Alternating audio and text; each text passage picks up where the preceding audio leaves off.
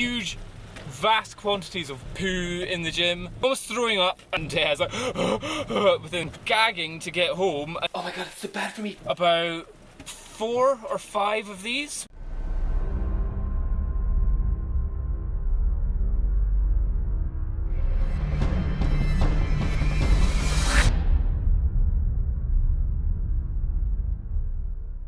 Today is Saturday. It's a horrible day in Edinburgh. Pouring with rain, so dark. It's 11:45, and yet it's darker than it's been for ages.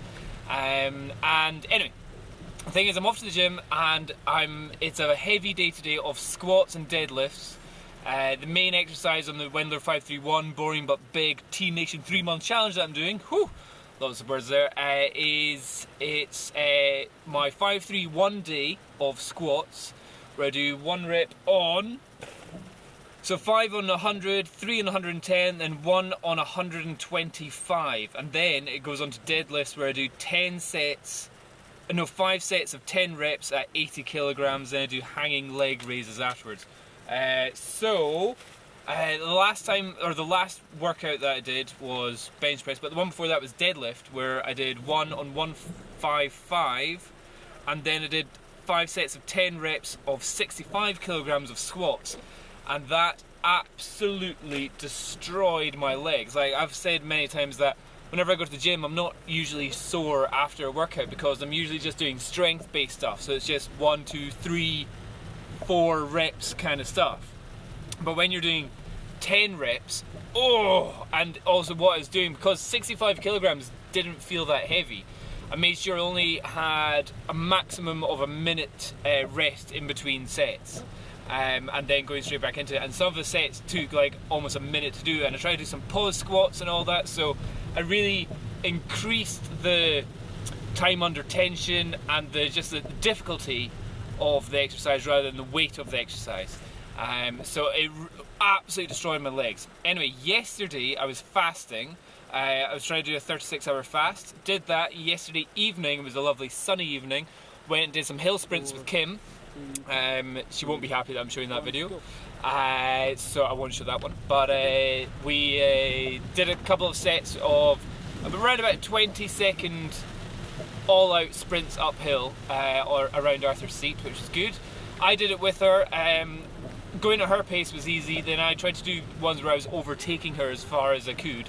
So my legs are actually a little bit tender today as well. So then this morning I was like, cool, I just fasted loads, and then there was nothing in the house apart from 1 banana. So far I've had 1 banana. I'm easily past maybe the 40-hour worth of fasting now, because the last time I ate wasn't yesterday at 8 o'clock, but the day before at 8, 9, 10, 11, 12, 36 or so. Yeah, about 40-hour fasting so far. I'm still not even at the gym yet. And I'm obviously not going to eat just before I go to the gym, otherwise that's just a pile of food inside my tummy, which isn't going to be good. So I'm probably going to fast for a long time just now. But the question is, what is the workout going to be like? This is, if I was just doing purely strength stuff, where it was just 1, 2 reps, 3 reps, I wouldn't have a problem. I'd probably have kind of dizziness or high blood pressure from just not having any core pressure from food and stuff inside me. So what I'll do is I'll just try and guzzle as much water as possible, so I really fill up my core with piles and piles and piles of water. And I'm going to this shop to pick up my kilt shoes. And so it's going to be huge, vast quantities of water, and just interesting to see how this goes, especially considering how sore I am after the hill sprint training yesterday. Anyway, I'll see you in a minute.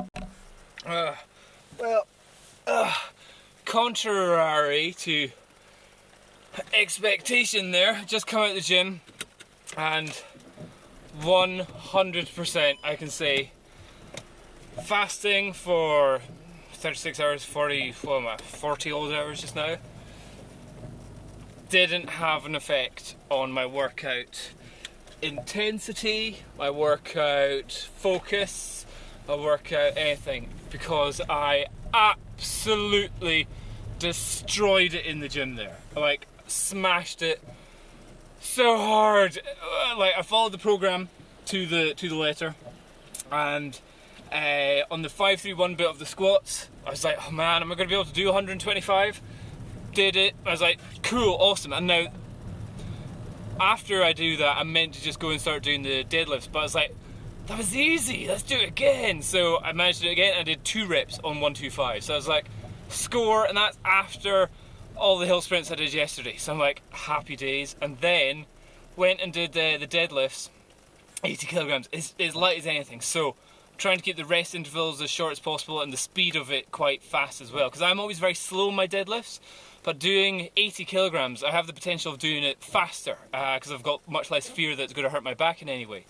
And the 5 sets, I was almost throwing up. I was like gasping for a bit. Like, I did like 10 reps fast and hard, like 1, 2, 3, 4. It took me about 10 seconds to do the 10 reps. And I, after I put the weight down in the last 10, or in the last one, of the first set, I was like, that was easy. And then suddenly my out of breathness caught up with me, and I was like within the 30 seconds. Made sure I only had a minute's rest in between each set, until the 5th set I had about 60, 70, about 80 seconds rest in between. I just needed it to catch my breath really, rather than anything else. So the rest interval was very short for me, the speed of the exercise was very quick, and definitely the trauma that I caused myself from the, whether it's the speed or just the exhaustion from it, absolutely was great. Then did some more squats. I was giving some tips to a friend on doing front squats and putting his heels up a little bit on like some weights, and then also did some other stuff, and then had to quickly run out and get back to the car because the parking ticket was up. So totally contrary to my expectation. I was expecting to be dizzy, lethargic, a bit poo in the gym. What actually happened was I went in there, I was more focused than normal, didn't think about food once. I did drink about 4 or 5 of these while I was in there, so I had a lot of water, lots of cold water, and definitely think that helped. On the squat I had my belt on and obviously my shoes on as well, and just everything felt good. So now I'm gagging to get home and get stuck into 2, 3, maybe 4 Tesco's Best beef burgers. Oh yeah. So what I can see just now is that it is 3:30.